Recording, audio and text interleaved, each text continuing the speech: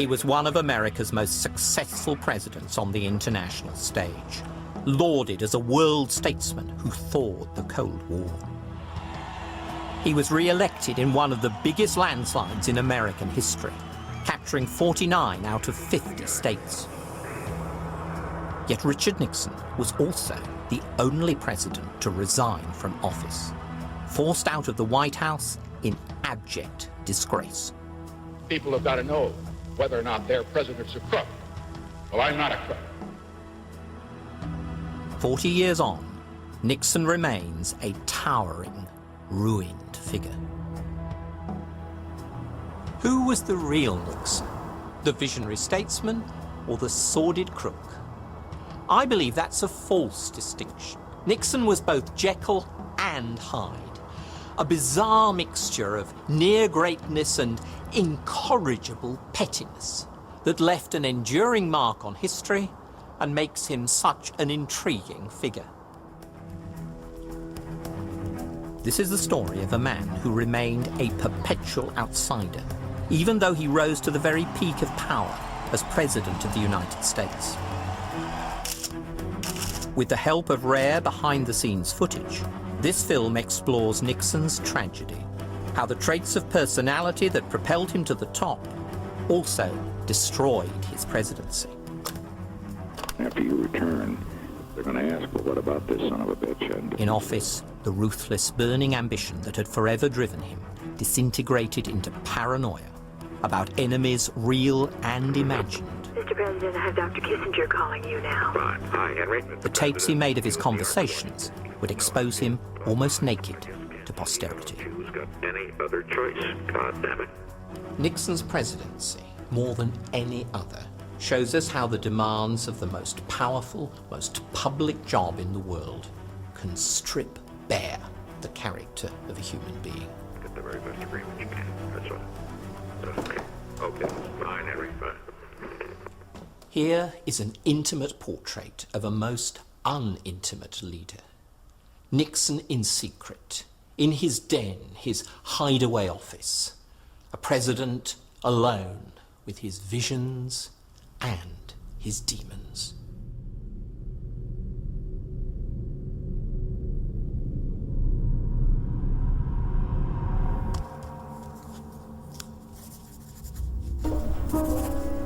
On the night of the 30th of July 1974, Richard Nixon could not sleep.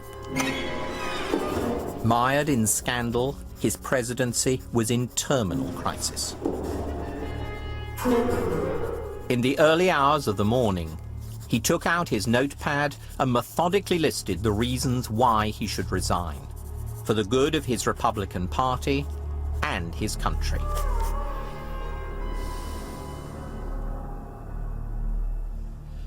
Yet Nixon kept returning to his gut instinct that he had never been a quitter, and resignation would be taken as a confession of guilt.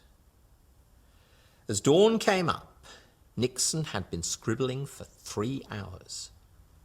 Finally, he turned over his sheaf of papers and wrote on the back,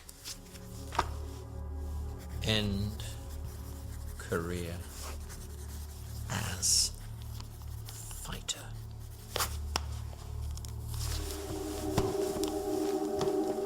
Richard Nixon had always been a fighter.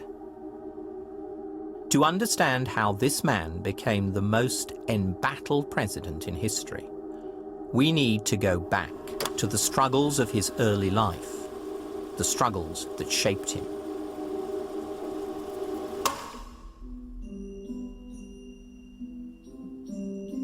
His father, Frank, a small-town grocer in California, was a violent bully.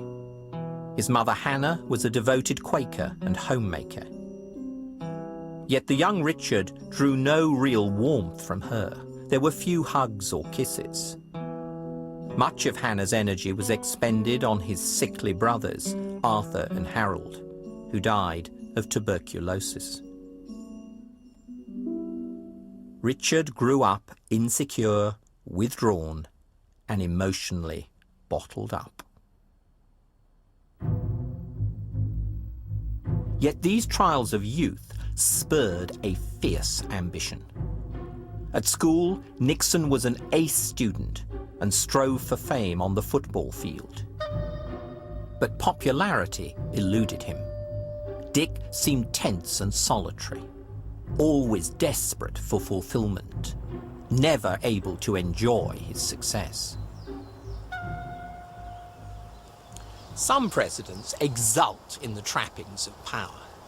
Lyndon Johnson, Nixon's predecessor, started life as a schoolteacher in dirt-poor eastern Texas, and he loved to flaunt his status as president. On one occasion, he walked across the White House lawn to the wrong helicopter, and an aide rushed forward. Mr. President, that's your helicopter, sir, over there." Johnson turned round. "Son, all of them are my helicopters."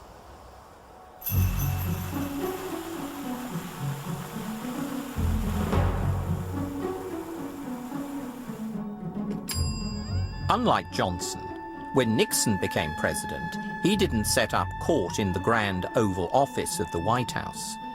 Images like these were mainly for show on TV and in the press.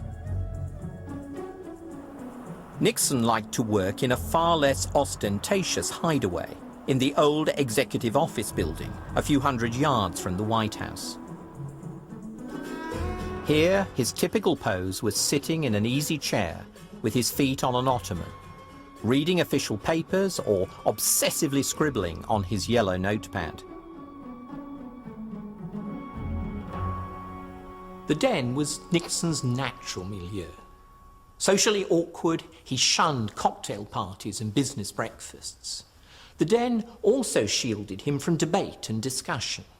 Nixon liked to take decisions in private after reviewing memos and documents, rather than through the cut and thrust of face-to-face argument. This was a president who wanted to rule the world on paper. But a detached, loner president who secluded himself so much from bureaucrats and politicians, press and public, was particularly reliant on a few key intermediaries to do his will. His right-hand men were Domestic Advisor John Ehrlichman and Chief of Staff Bob Haldeman, known unaffectionately as the Prussians. In foreign affairs, Nixon's main interest, the man who mattered was the National Security Advisor Henry Kissinger. Up close, Kissinger caught something of the essence of his boss. He didn't enjoy people. What I never understood was why he went into politics. Isolation had become almost a spiritual necessity to this withdrawn, tormented man. Nixon himself admitted, "I'm an introvert in an extrovert profession." Not enjoying human company is a bit of a handicap for a politician. But Nixon had always compensated for his lack of personal skills by a formidable capacity for hard work.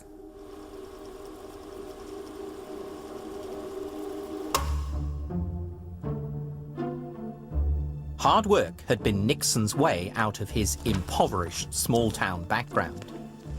From his modest local college in Whittier, Southern California, top grades won him a scholarship at Duke University, one of the best law schools in the country. This should have been a huge boost to his self-confidence, but Nixon never let up. His grim determination earned him the nickname Gloomy Gus. One fellow student recalled, "A very studious individual, almost fearfully so. I can see him in the law library, hunched over a book, seldom even looking up. He never smiled. Even on Saturday nights, he was in the library, studying." But there was a loftier side to Nixon's workaholic personality. He devoured history books and was deeply moved by the lives of world leaders such as Woodrow Wilson and Winston Churchill. One of his cherished possessions was a portrait of Abraham Lincoln, a present on his 13th birthday from his grandma, under which she had inscribed lines from the poet Longfellow. Lives of great men all remind us we can make our lives sublime, and departing, leave behind us footprints on the sands of time. Nixon was determined to leave his footprints on the sands of time. He saw himself as almost a philosopher president, envisioning the grand strategy while his minions sorted out the details. And in 1969, he came to office with a genuinely grand aim: to thaw the Cold War and reshape world politics. Since the Second World War, the superpower standoff between democratic West and communist East created the constant threat of all-out nuclear war. Tensions peaked in 1962 in the Cuban Missile Crisis, which left Americans with a new sense of vulnerability, and the whole world teetering on the brink of Armageddon. Nixon developed a plan to end the global standoff. To do this required détente, a relaxation of tension with Russia. But more than that, Nixon believed it essential to forge a new relationship with communist China.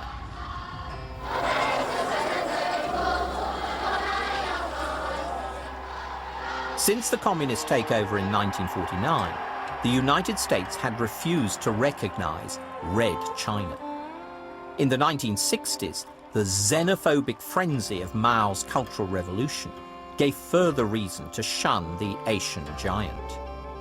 But although a right-wing Republican, Nixon swam against the tide. He believed that an opening to China was now vital. We simply cannot afford to leave China forever outside the family of nations, there to nurture its fantasies, cherish its hates, and threaten its neighbors. Nixon's goal was to pull China back into the international community because, he argued, the world cannot be safe until China changes. The boldness of Nixon's scheme shouldn't be underestimated. China was a total pariah. The equivalent today would be a Western leader calling for direct talks with Al-Qaeda.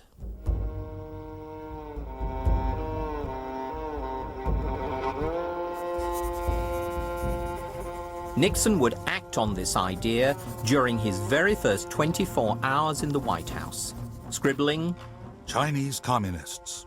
Short range, no change. Long range, we do not want 800 million living in angry isolation. We want contact. Here was the visionary side of Nixon, an American outsider reaching out to the world's outsiders. And what makes his initiative even more striking is that so far Nixon had forged his whole political identity as a vehement anti-communist.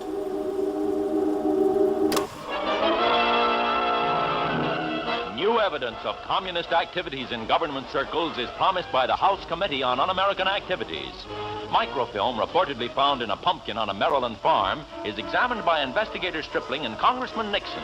Capitalizing as a young politician on the Cold War panic of the 1940s, he relentlessly depicted his opponents as crypto-communists. Running for the Senate in 1950, he smeared his rival Helen Gahagan Douglas as pink right down to her underwear. When in a political fight, Nixon showed little sense of restraint. He simply went for the jugular.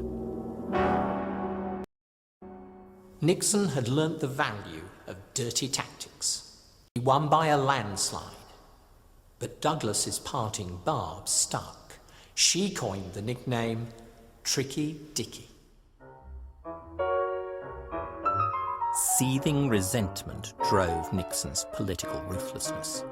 His impoverished youth had left him with a deep grudge against America's privileged elite. What starts the process really are laughs and slights and snubs when you were a kid. But if you are reasonably intelligent, and if your anger is deep enough and strong enough, you learn that you can change those attitudes by excellence, personal gut performance, while those who have everything are sitting on their fat butts. Nixon's loathing was reserved particularly for the East Coast establishment. The diffusion within the United States of subversive and un-American propaganda. In fact, he made his political name in the hearings that fingered top State Department diplomat Alger Hiss as a probable Soviet agent. Nixon's hatred of elite figures came from the gut. Hiss told Nixon grandly, "I graduated from Harvard. I heard your school was Whittier." Snubs like that made Nixon determined to nail Hiss. Nixon was the outsider, determined to maneuver his way to the top. He deliberately portrayed himself as the champion of Middle America, and his mix of commie bashing and populist politics catapulted him into the vice presidency, where he made a name for himself in foreign policy. All over the Soviet Union. That's a fair bargain.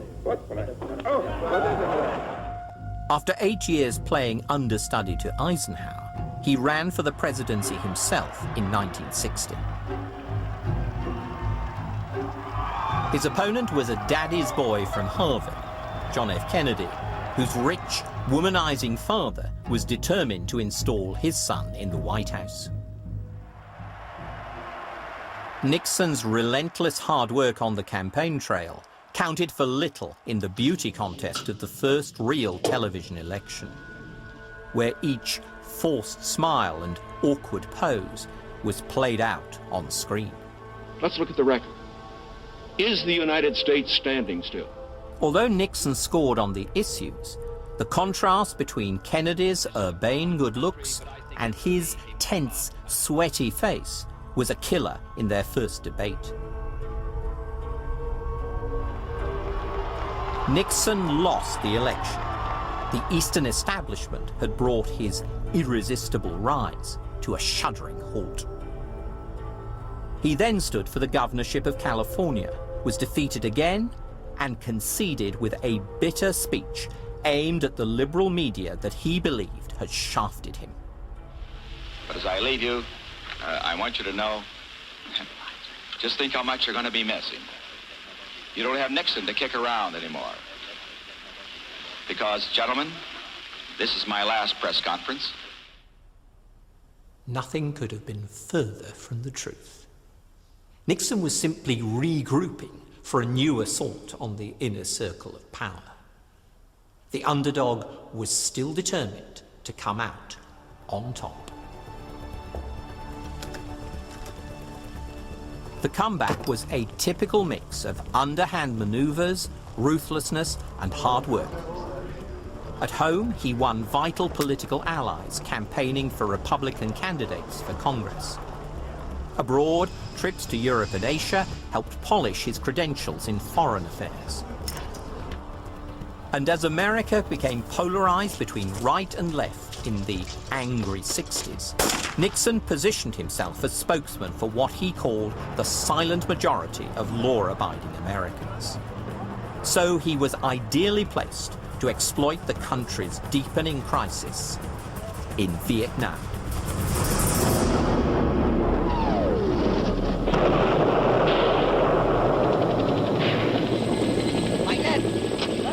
Launched by President Kennedy and fired up into a costly full-scale conflict by Lyndon Johnson, the Vietnam War had gone disastrously wrong. Americans were dying at the rate of 200 a week.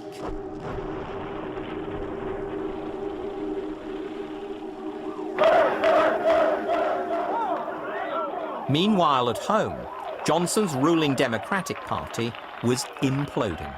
Its Chicago convention degenerated into a week of citywide rioting. With his political opponents on their knees, Nixon seized his opportunity. When the strongest nation in the world can be tied down for 4 years in war in Vietnam without the end in sight, when a nation with the greatest tradition of rule of law is torn apart by unprecedented lawlessness, it's time for new leadership in the United States of America.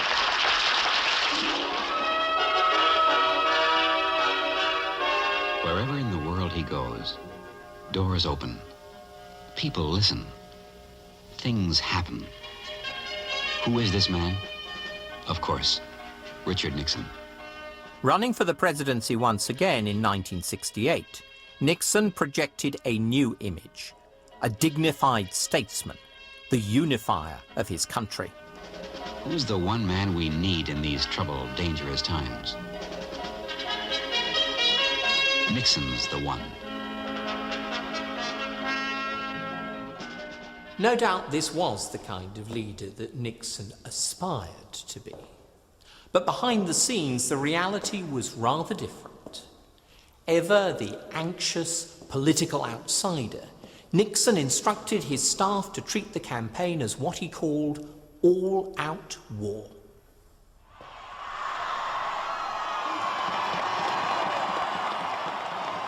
In this war, no blow was too low. Publicly, Nixon talked peace in Vietnam, but behind the scenes, he arm-twisted South Vietnam to withdraw from President Johnson's peace talks. To win the election, he was prepared to undermine his opponent's bid to end the war. This time, his Machiavellian tactics worked.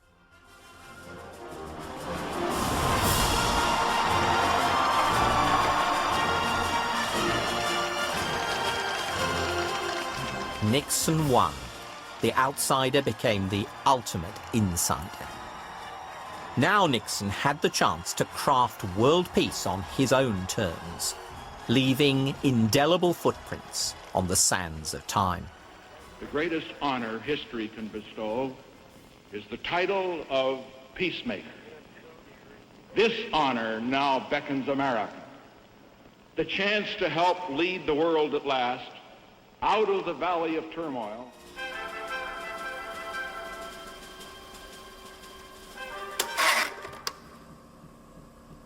As president, Nixon's grand strategy was a new set of relations with Russia and China. But first, he had to resolve Vietnam. He was determined not to let his presidency, like Johnson's, be crippled by the war. So Nixon and his national security advisor, Henry Kissinger, plotted America's exit strategy. The president's double act with Kissinger became one of the most extraordinary political relationships of the 20th century. It would fuel Nixon's rise, but also his fall.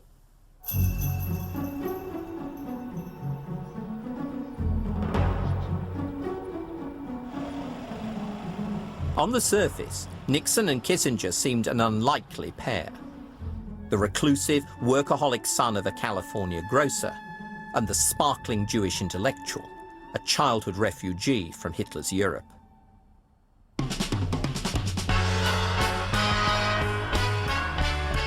Kissinger was an effervescent and gossipy socialite, the prize exhibit at Washington dinner parties. He cultivated his image as a ladies' man, ostentatiously dating movie stars such as Liv Ullmann and Jill St. John. But as with Nixon, things were not always what they seemed. One girlfriend commented wryly, "I don't think Henry was interested in sex. He didn't have time for it. Power for him may have been the aphrodisiac, but it was also the climax." Close observers noted that super-smooth Kissinger's nails were bitten down to the quick. He and Nixon were, in fact, essentially similar. Ambitious loners, obsessed about image and their place in history. And each was by nature deeply suspicious. I believe very strongly that the position of a White House assistant is inconsistent with making public statements on substantive issues.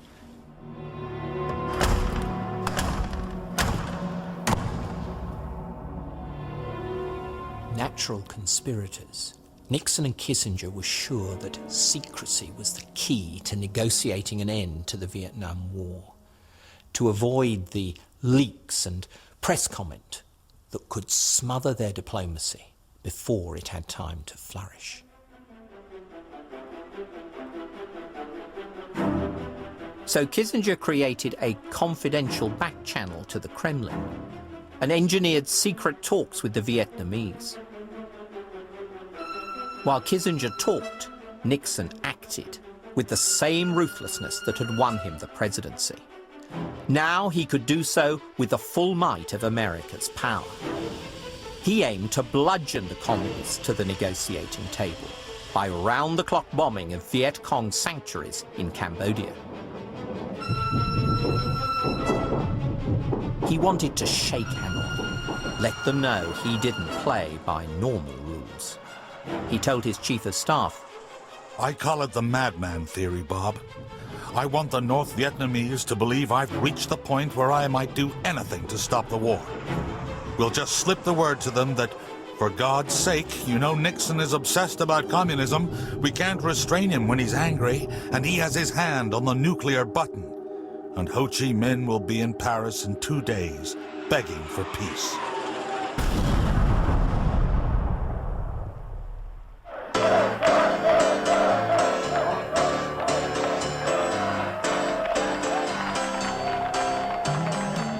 But the quick fix didn't work. Madman tactics failed to end the war as Nixon had hoped. In fact, his saturation bombing provoked a backlash at home, fueling mounting public protest and press criticism. But Nixon, convinced that he was right, became ever more entrenched. He liked to claim that he wasn't bothered about his media image, unlike his narcissistic predecessor Lyndon Johnson, who had TVs in almost every room of the White House. But in fact, Nixon insisted on a daily news summary, often running to 50 pages, on which he'd scribble comments frenziedly. Over the years, he'd accumulated a list of friendly editors, reporters, and commentators. He'd also built up an enemies list. Even minor criticism was enough to ensure inclusion. He would scrawl angrily to his aides. Note, Newsweek is loaded against us. Cut it out like we cut the Times. Nixon saw enemies on every side, encircling him. But I think he almost needed to be hated. That way he knew he was right. There was a kind of self-righteous masochism here, as well as paranoia. As the Vietnam War dragged on, Nixon's paranoia about his enemies at home intensified. Not just the student left, but the liberal democratic establishment and mainstream press. Raging about newspaper exposés of government policy, he even created a breaking and entering team to catch the perpetrators and plug the leaks. They were known as the plumbers. Nixon's den, which he'd conceived of as a command post, was beginning to feel like a bunker. The president was exhausted and drinking heavily.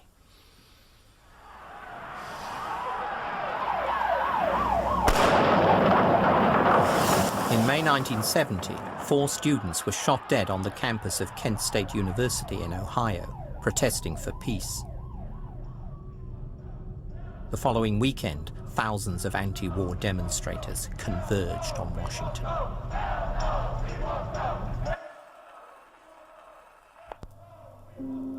Nixon felt besieged. Unable to sleep, he put on a record of Rachmaninoff's Second Piano Concerto. Yet over the music, all he could hear were the protesters gathering on the Mall. Nixon suddenly flipped. Desperate to break out of the den, he summoned his driver. They drove down to the Lincoln Memorial, where, in the early light, he confronted some of the protesters. They were utterly astonished to encounter the president and to hear rambling recollections about his own idealism at their age. He talked of Neville Chamberlain coming back from Munich, proclaiming peace for our time. I said I thought at that time that Chamberlain was the greatest man alive. And when I read Churchill's all-out criticism of Chamberlain, I thought Churchill was a madman. In retrospect, I now realize Chamberlain was a good man, but that Churchill was a wiser man.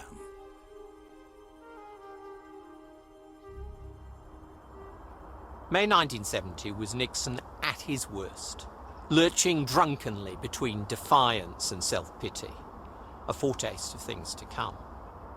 But this man was a fighter. Out of the wilderness, like Churchill, he crafted a triumph, finally accomplishing his grand design.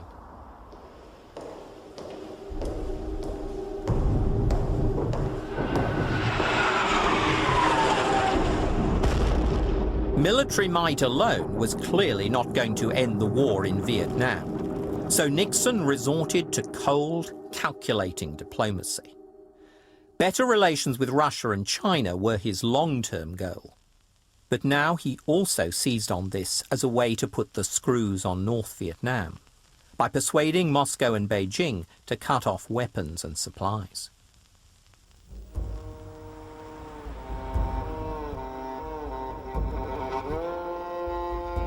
His tactic was to make use of the growing rift between North Vietnam's two communist patrons. The Soviets were obsessed by China's growing military strength and soaring population, already triple that of Russia's. Russian fears about the Chinese threat were captured in one Moscow joke, which imagined a phone conversation between Nixon and the Soviet leader, Leonid Brezhnev. I hear you have new supercomputer with massive predictive power. That's right. Yes, indeed. So, Mr. President, please ask your supercomputer to predict names of Soviet Politburo in year 2000. A long silence ensues. Finally, Brezhnev crows down the phone. So, Mr. President, your supercomputer not so super after all. Oh no, Mr. General Secretary, the names Came up all right. It's just that I can't read Chinese.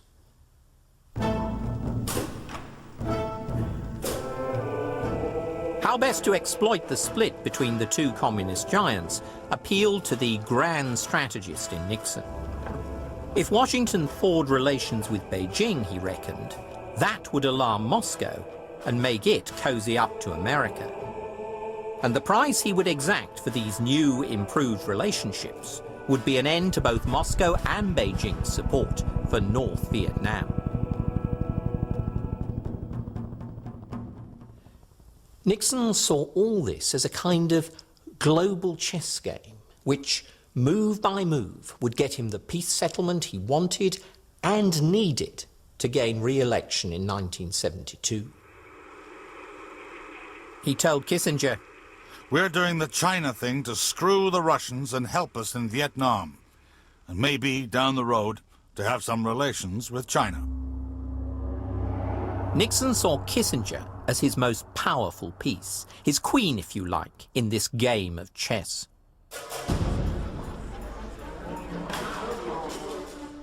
After covert contacts via Pakistan, in July 1971, Kissinger flew in secrecy over the Himalayas and into the forbidden city of Beijing. Nixon could only wait impatiently. But on the 11th of July, he received the message he wanted. Kissinger had secured China's agreement in principle that the president would visit Beijing.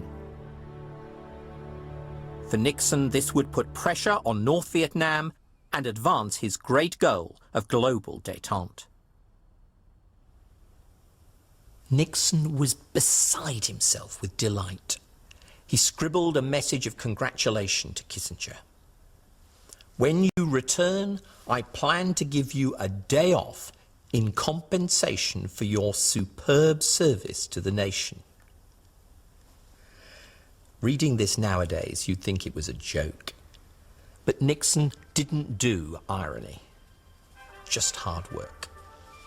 Premier Zhou Enlai, on behalf of the government of the People's Republic of China, has extended an invitation to President Nixon to visit China at an appropriate date before May 1972. President Nixon has accepted the invitation with pleasure. The opening to China was a stunning public relations coup, which took the world by storm. The problem for Nixon was that Kissinger gained much of the credit, turning him almost overnight into an international celebrity, depicted as the shrewd helmsman who was piloting Nixon on a dramatic voyage into the unknown. Nixon needed Kissinger as the backroom dealmaker, but he hated letting his advisor into the limelight.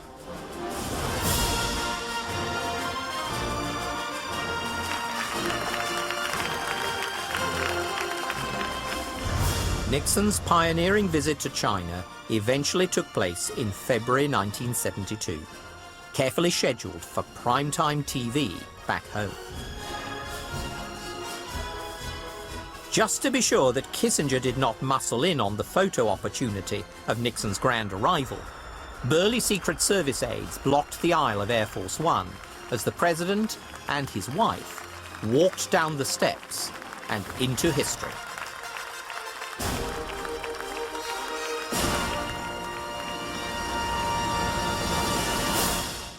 The visit was a triumph of public relations, and it could only have been achieved by a notorious right-winger who couldn't be criticized for being soft on communism.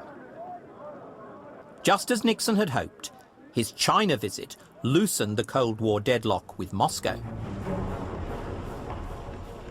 The Soviets' great fear was being isolated if their old enemy America and their new foe China started becoming friendly. So Moscow hurriedly invited Kissinger to discussions in the Kremlin. Nixon wanted concessions on Vietnam before he would meet with Brezhnev. But Kissinger regarded a summit between the two leaders as the priority and forged ahead on his own. Back in the den, Nixon fumed impotently that Henry was simply breastfeeding the Soviets. Tell him no discussions of the summit before they settle Vietnam, and that is an order. Kissinger got equally angry. If the president does not trust me, there is not much that can be done. The struggle for the limelight was becoming a struggle for power. On Kissinger's return, according to the diary of Nixon's chief of staff, Bob Haldeman, the president was all primed to really whack Henry, but backed off when he actually got there. This was typical Nixon. Although a tough talker in private, he loathed face-to-face confrontation. But the appeasement was costly. Kissinger had set up a summit in Moscow essentially on his terms. The messenger was becoming the master.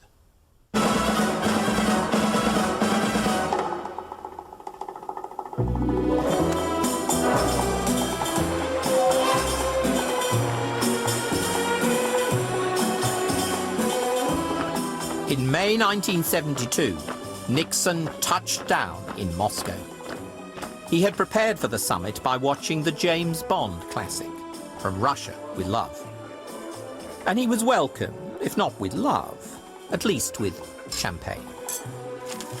Unlike Beijing, there was substance here as well as symbolism. He signed a series of agreements with the Soviets, above all on arms control.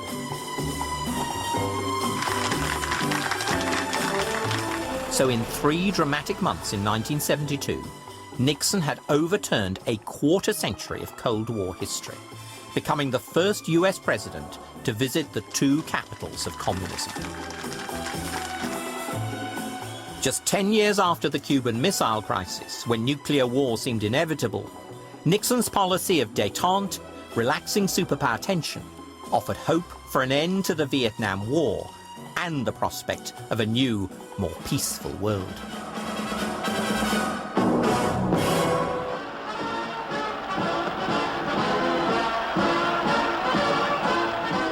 The global chess game paid off. In 1972, Nixon won a landslide victory, being re-elected with 60% of the popular vote. But his obsessive suspicion was now corroding his judgment. More and more, the president's wary eye turned on his right-hand man. Nixon was still angry that Kissinger was getting the credit for the diplomatic triumphs of 1972. What's more, his advisor, it seemed, was openly trumpeting his success. I've always acted alone. Americans admire that enormously. Americans admire the cowboy entering a village or city all alone on his horse. This romantic, surprising character suits me because being alone has always been part of my style. A Wild West tale, if you like.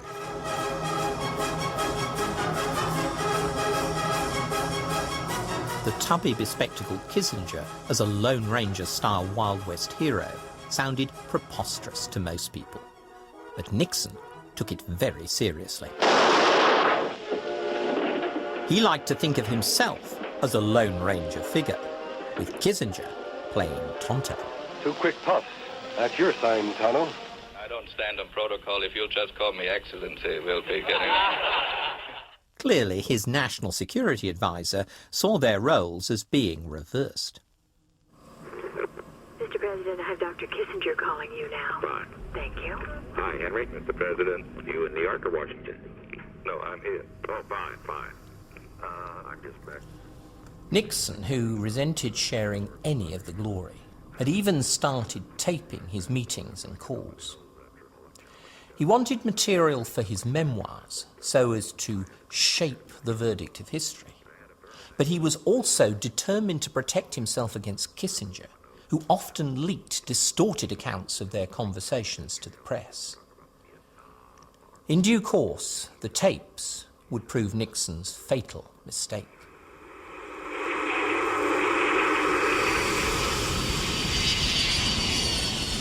Part of what irked Nixon was that Kissinger's jet-setting diplomacy had still not delivered peace in Vietnam. In December 1972, with the election won, Nixon reverted to hardball once again to finally clinch the deal. He unleashed 12 days of savage bombing, forcing the North Vietnamese into some final concessions, and an agreement was signed. North Vietnam acknowledged South Vietnam's right to exist, at least for the moment. Nixon had extricated America from the mess and got the boys home. The president, it seemed, was starting his second term with a clean slate and could look ahead to expanding his China strategy and building on superpower détente. There was just one minor difficulty for Nixon: the trial in a Washington court of some rather unusual burglars. The Washington Post didn't usually put local burglaries on its front page, but this one, at the Watergate apartment complex on the Potomac River in June 1972, was not run-of-the-mill. 5 men, one of whom said he is a former employee of the Central Intelligence Agency, were arrested at 2:30 a.m. yesterday in what authorities described as an elaborate plot to bug the offices of the Democratic National Committee here. The White House denied all knowledge and insisted that the break-in was the work of a few out-of-control political mavericks. Nixon himself claimed, "What really hurts in matters of this sort is not the fact that they occur, because overzealous people in campaigns do things that are wrong. What really hurts is if you try to cover it up. Wise words. If only Nixon had heeded them. Watergate wasn't a marginal event on the fringe of the Nixon presidency. It was a product of the hardball, paranoid politics that had got Tricky Dicky to the top and would now bring him down. Technically correct. You think the press station of the New York Times is worried about all legal niceties? Nixon probably didn't know about Watergate in advance, but he had sanctioned break-ins and wiretaps of opponents through his notorious plumbers. He had fostered the climate of illegality that led to Watergate. Nixon's siege mentality assumed that they were all out to get him. The Democrats, the press, the liberal establishment. Earlier in his presidency, he'd made a comment to Kissinger and some aides that was frighteningly revealing. One day, we will get them.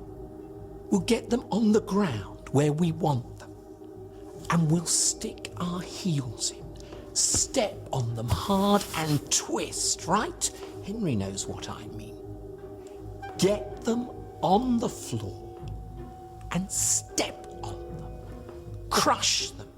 Show no mercy. Following the Watergate arrests, Nixon was right at the center of a cover-up, which he delegated to the White House law officer, John Dean. In June 1972, on the pretext of national security, Nixon told aides to order the FBI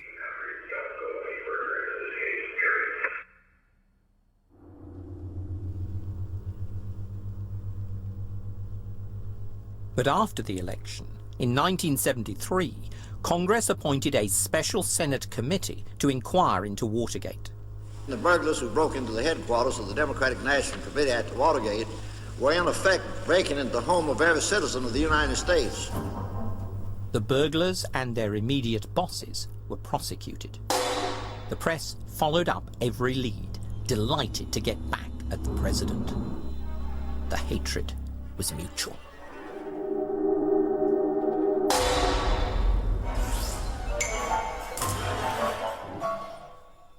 The pressure was really getting to Nixon. His hands were shaking. His breath smelt of liquor. The den was becoming a bunker.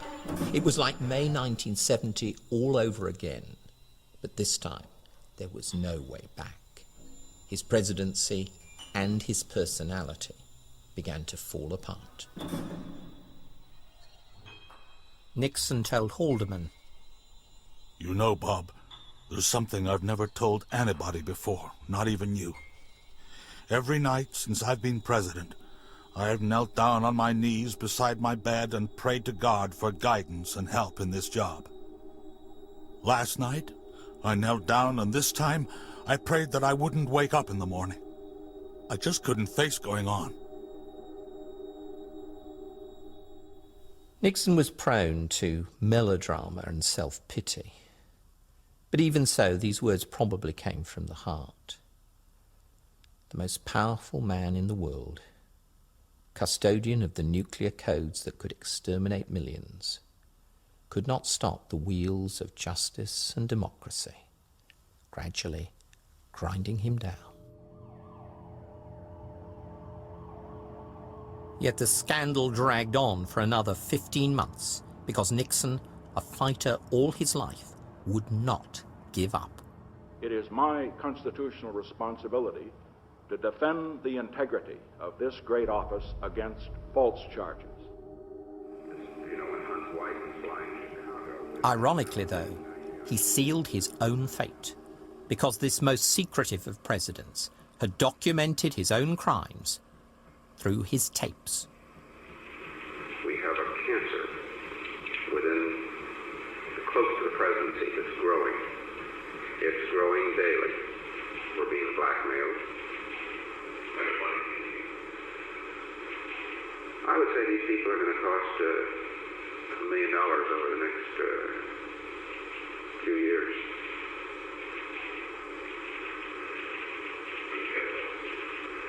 You get it in cash. I know where it can be done. I mean, it's not easy, but it can be done.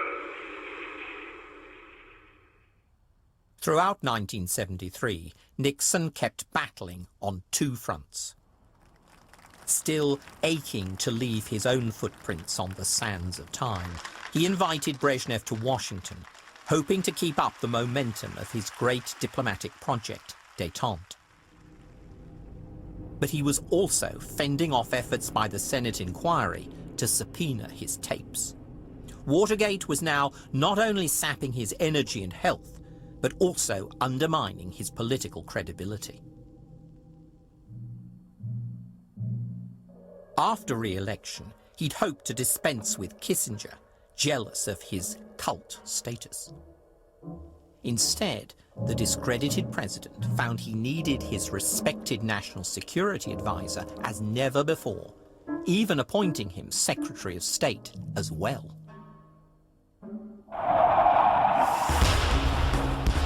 From now on, it was almost a co-presidency. No more so than in late October 1973, at the height of the Arab-Israeli Yom Kippur War. The crisis escalated into a major face-off between the superpowers. US forces were put on DEFCON 3, the highest level of defense readiness short of imminent attack. Yet the decision was taken not by the president, but by Kissinger. Nixon was asleep, and Kissinger took the decision not to wake him. Chief of Staff Al Haig asked if Kissinger had talked to the president. "No, I haven't," Kissinger replied. "He'd just start charging around. I don't think we should bother the president."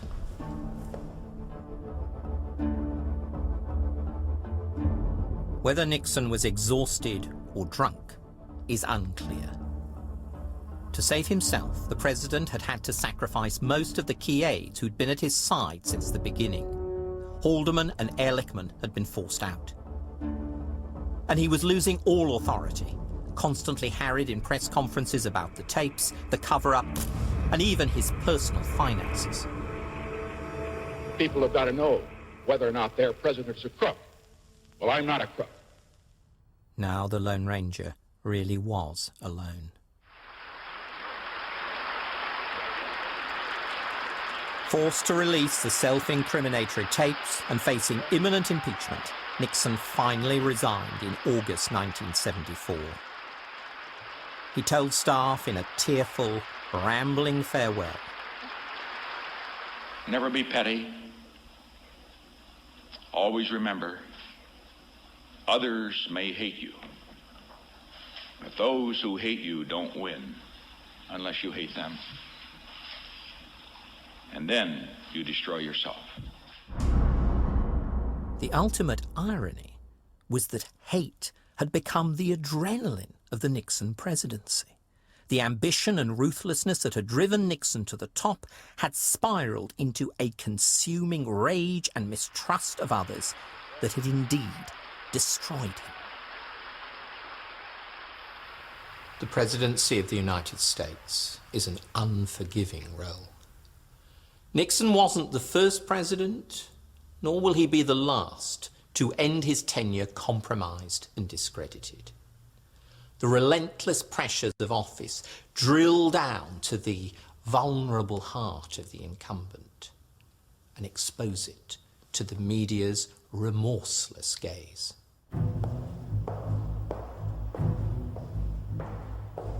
Since Nixon, the political strip show has continued. Carter, honourable but hapless. Reagan, amiable but out of it. Clinton, a presidency unzipped. Bush Jr., a presidency in terror. But Nixon stands as an exceptional case. Watergate wasn't a strange aberration. It was symptomatic of the back-channel, backstabbing methods by which Nixon's whole presidency operated. Methods that generated his international triumphs as much as his domestic scandals. Here was a presidency of the paranoid. And ultimately, it was this very paranoia that sank him in the form of his obsessively recorded tapes. Henry, I just wanted to be sure that with regard to that Laos and Cambodia strike, that both the Rogers and Richardson are informed about it. Congenitally unable to relax with success, Nixon had never allowed himself to enjoy his presidency. As Elliot Richardson, one of his cabinet, told Nixon early in the second term, Mr. President, I believe your real problem is that you have somehow been unable to realize that you have won. Not only won, but been re-elected by a tremendous margin.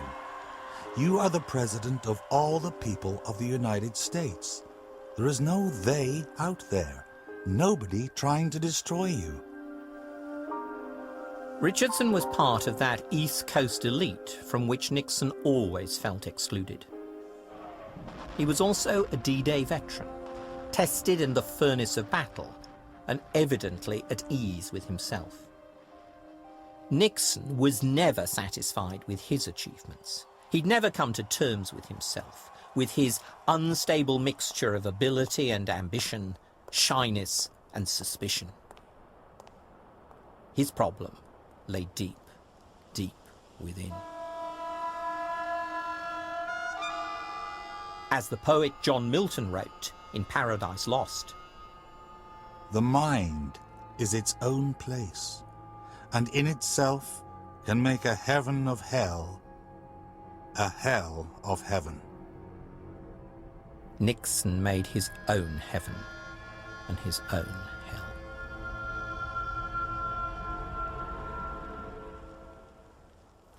Just before lifting off from the White House lawn, Richard Nixon turned to give a farewell wave, arms outstretched in that fake spontaneous public style of his.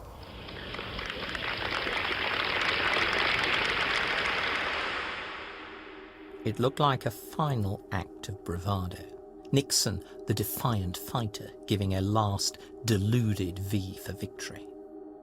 But behind this humiliating exit, one senses something darker, the mantle of martyrdom.